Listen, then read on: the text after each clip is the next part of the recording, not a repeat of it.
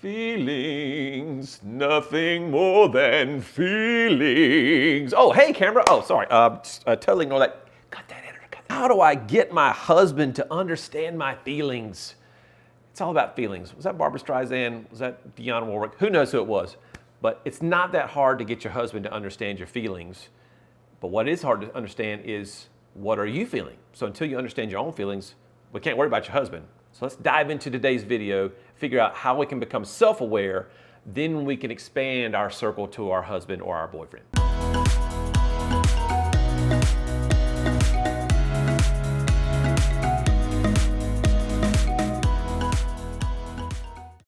The key, I don't have my keys with me, but the key, if I had one, the key to emotional intelligence is first understanding yourself. Self-awareness is key.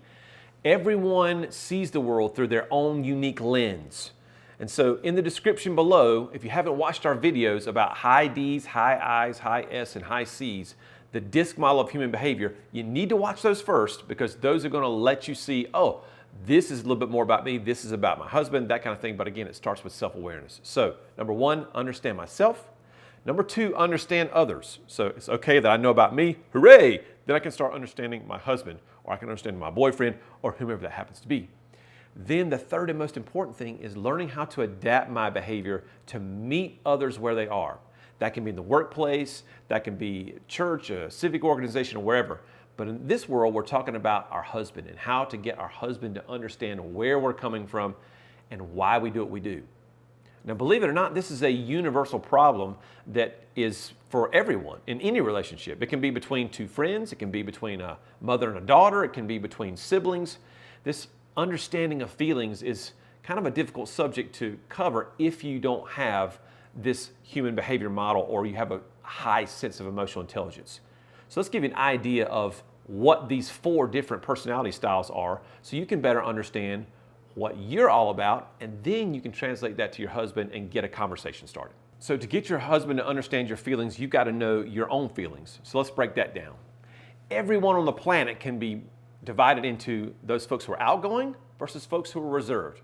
Outgoing people never met a stranger. They're always going, moving, they're enthusiastic, they're optimistic, they're just woo, on point all the time. Their energy level's out the door. It's like they're drinking 5-hour energies every other minute. They're just supercharged all the time, but that's natural for them. Then you've got those folks who are reserved, a little more calm, maybe a little more shy, don't necessarily want to be giving speeches to large audiences. Those folks are going to find energy from being slower paced and being logical, being discerning, and taking their time when they're completing projects or thinking about what they're going to say before they say it. So in that particular function, we've got a husband who may or may not understand your feelings, but have you really spoken to him about it yet? Okay? Have y'all sat down and talked about it yet with this information? Probably not. So let's move to the next piece. And that is those folks, again, as we're dividing the world, into people-oriented or task-oriented people. People-oriented folks are all about their emotions and caring and sharing and about relationships and their feelings. And then you got our task-oriented folks who are about process, form, function, procedures, getting things done. That's their main focus, is getting things done. But the more reserved you are, the more order you have in that list, and the more outgoing you are, the less the order in terms of logic matters to you. It's just a matter of getting lots of things done. So if you want your husband to understand your feelings, we've got to be on the same page and we've got to have a conversation in terms of giving you some comparisons and some analogies. So let's take my wife and I, for example. I'm a mega people-oriented person. She's a mega task-oriented person. When we go on vacation, a winning condition for that vacation looks a lot different. For me, let's say we're at Disney World. For me, as a people-oriented person, man, I just want all the kids to have fun. If everybody's having a good time, I'm having a good time. We're gonna get our autograph with Mickey. We're gonna take some pictures, have some selfies, and just have a great time. If we get to every ride in the park, great. If we get to 6 rides in the park, it's fine. Doesn't really matter as long as we're having a good time.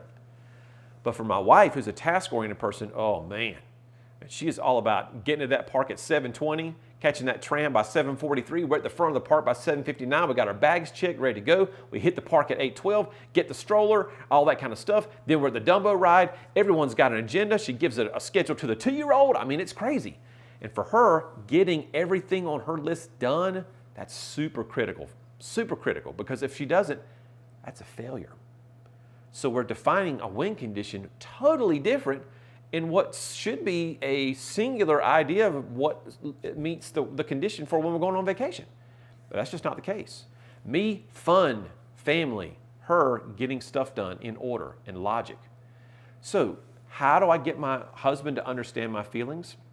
Well, give him some objective data. Go take an assessment. If you look in the description box below, we have assessments, and there's a key to the store there.